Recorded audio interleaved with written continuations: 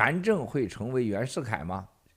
过去啊，我们在某种程度来讲，习近平就是我们的袁世凯啊，就是灭皇帝啊，灭清廷啊，完军阀啊，搞空财政，那只有习近平了，是吧？但是习近平称帝了，人家成功的称皇帝了，你就不能说人家是袁世凯了。而人家不是几十天，人家现在一直干了已经10几年了。习近平这就为什么其中之一的原因叫他习死皇，他已经变成习死皇了啊！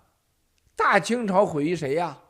是不是啊？毁于胡亥啊，秦始皇的儿子那个窝囊蛋，这才有了李斯啊、赵高啊，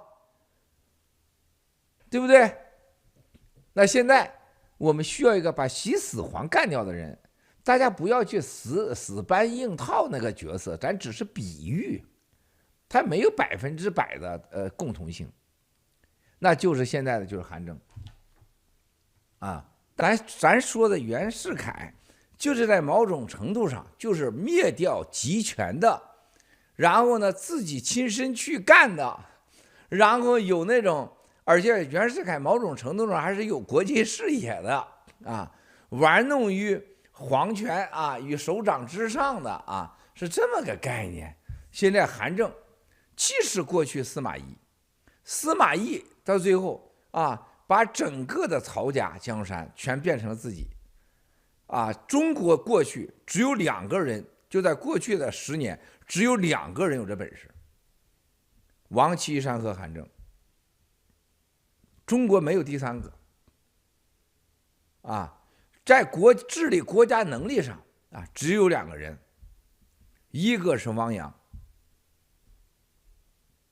啊，汪洋是真的有治理国家的能力啊，另外一个是谁呢？大家去想想，汪洋已经被 pass 掉了，王岐山现在已经死囚蛋了，王岐山是被答应终生做国家副主席哦。是吧？现在给干掉了，啥概念？是吧？装石袋去了，已经。啊，韩正绝对不会是王岐山，记住我的话啊！韩正绝对不会像王岐山一样坐着等死，100%没有。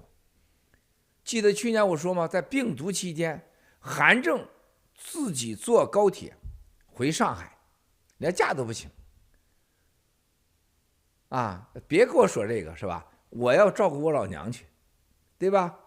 怎么着？我就照顾我老娘去了。回来以后，习也没把他怎么着。啊，韩正当年，韩正的小女朋友，啊，最早的时候，韩正就把女朋友送到澳大利亚去，啊，先在悉尼待了一段时间，然后带着孩子到了墨尔本，2个地方开了超市。当时国家安全部啊，这个要整他，查他，啊，查着发现还有一私生子，而且私生子都很大了。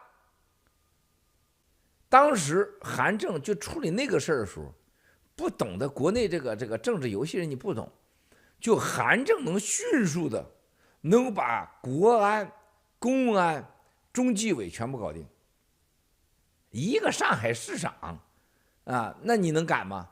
那胡锦涛被他给忽悠的一愣一愣的，能把把这个胡锦涛和江泽民在一起玩的韩正啊，中国不超过5个人